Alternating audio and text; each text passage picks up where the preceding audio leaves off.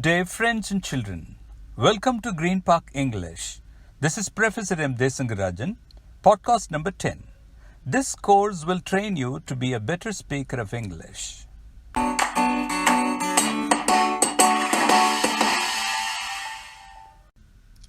Part 1. Conversation. Niresh, why are you lying down on the floor? Oh, John, don't joke. Can't you see I fell off from the bicycle? Sorry, Niresh. I didn't notice the bicycle. How did you fall from the bicycle? Can't you just help me to get up instead of doing an inquiry? Yes, dear. Give me your hand. Up slowly. Good. Now tell me what happened. I ran into a street dog. The dog ran away unhurt, but the bicycle bounced and hit the footpath. Oh, how sad. Do you feel any pain anywhere? Oh, it's paining in my foot, knees, and especially my back. Better we go to a doctor. Hop on my bike. I'll take you. Thank you, John. I can't hop on. Right, wait. I'm on. Let's go.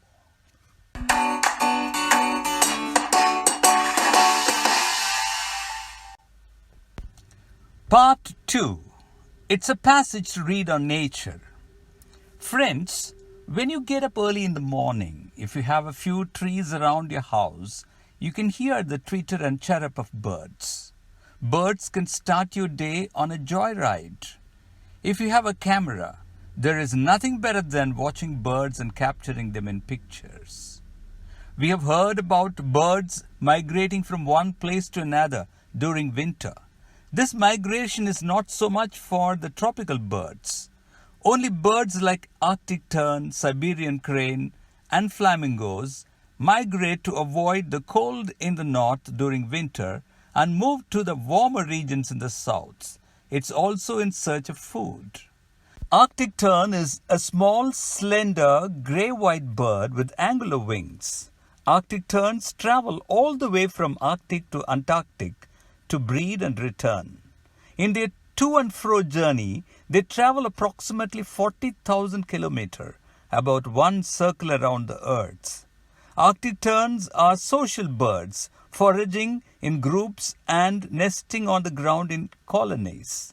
They often rest on the ice and fly on graceful and buoyant wings. An Arctic tern lives for about 30 years, children.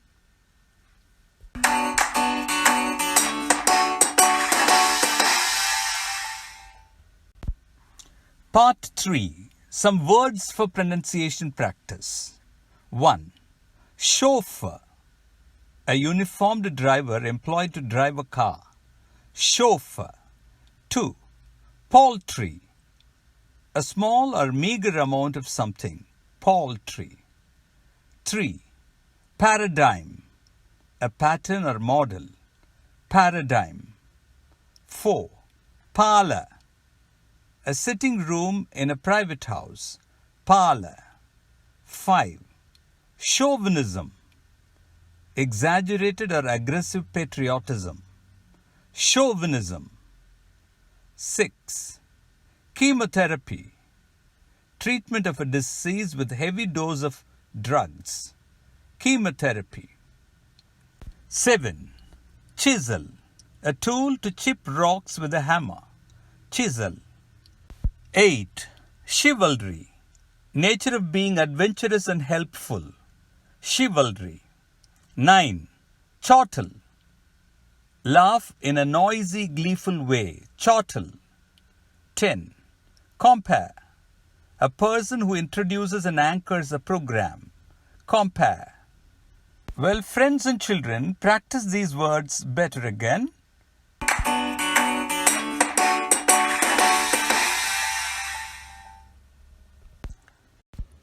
Part 4. Friends and children, today we have a part of the song, Earth is My Home, for better pronunciation. The earth is my home, I promise to keep it healthy and beautiful.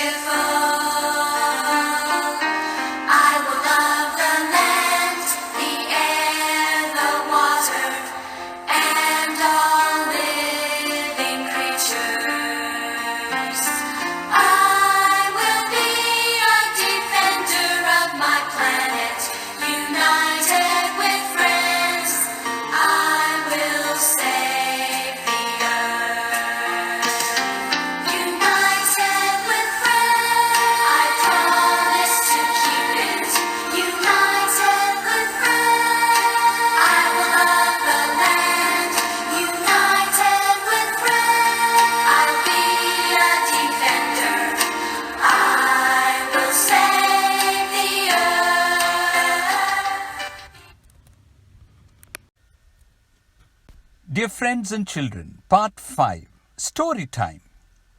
Today's story is Tight Corners from E.V. Lucas. The story. One day some old friends met to talk about their old times. Someone started the conversation, inviting everyone to tell about the tight corners they were in during some point of their past. One person talked about how he escaped from a dangerous sea tide on the shores of Brittany. The second told about how he escaped from a charging tiger while he was traveling on an elephant. Another told about how he saved himself from the top story of a burning house. And the fourth one told how he escaped from a torpedo. After hearing all these, E.V. Lucas told his friends, while they had more of physical tight corners, he had a very real mental tight corner. Once E.V. Lucas and his friend had a good lunch in a club in James Street and were walking through King Street. E.V. Lucas asked his friend if they could get into the auction house Christie's. In spite of his friend's hesitation, E.V. Lucas walked in to watch the curious auctioning process. His friend followed him. Inside the auction house, there were Barbizon pictures auctioned for 2,000 and 3,000 pounds. There was not a picture or antique that was sold for 3 figures. The whole dynamic auctioneering appeared a great fun for E.V. Lucas. He began to participate in bidding on different pictures. His friend warned him it was a risky work. He might end in trouble. What if his bidding was called the final one? Did he have enough money to pay for it? E.V. Lucas considered it. He could not even raise 500 pounds from his bank account and his securities. Still, he enjoyed the fun of participating in the bidding process. The fun went on, and his friend kept warning. But E.V. Lucas wouldn't listen. He enjoyed the fun. Most of the pictures offered started at £50 and went about its crescendo of rising price. When it came to a particular picture, as soon as the auctioneer displayed it, a dealer made a sensational bid, 4,000 guineas. There was a rustle of excitement in the hall.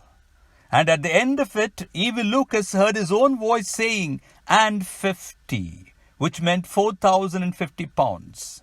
He expected more bidders to come in to save him. A terrible silence followed, during which the auctioneer looked inquiringly first at the opener and then at E.V. Lucas with an incredible belief. He looked at the entire company. Now E.V. Lucas was terrified because no one else asked for any further. It was 4,050 final and he had to take it. 4,050 guineas offered, said the auctioneer, again searching the room. E.V. Lucas's heart stopped. His blood congealed. There was no sound but a curious, smothered noise from his friend. Finally, 4,050 guineas. Any further asking on it? With no further asking, the auctioneer dropped the hammer. Finally, the picture belonged to E.V. Lucas. He had to pay 4,050 pounds at the end of the session. That was a nice pickle to be in. Now E.V. Lucas considered his position. He had only 63 pounds in his bank account. He could hardly raise 500 pounds on all his shares and securities. He looked for his friend in his distress. His friend had found a safe corner where he kept laughing out his heart and mind for the trouble E.V. Lucas got into. Lucas stood last in the line of buyers who were writing out their checks. He was considering all his options if he could raise such a big sum of money. Again, when he looked for his friend, he found him controlling his laughter with a handkerchief that he stuffed in his mouth. And then the unexpected happened. An agent spoke to him in hushed voice that his master was ready to buy his Daubigny picture, paying 50 pounds extra. Lucas considered that agent as a messenger of God. Lucas would have taken even 50 farthings to escape from the situation. But the businessman in him spoke out. Is that the most he could offer? Meaning he expected a better deal. Lucas said to the agent, "Tell him I'll take 100. And dear God, he got it. 100 pounds extra. So his dangerous venture of bidding for fun ended up with a profit of 100 pounds. When Lucas' friend saw the check for 100 pounds, he was stunned. Now he said, "Don't forget that if it had not been for me, you would not have come into Christie's at all," which meant he expected a share in the profit. Lucas replied, "I shall never forget it, nor your deplorable mirths. Both are indelibly branded in letters of fire in my heart." He told he wouldn't forget his abandoning a friend in trouble at the crucial time.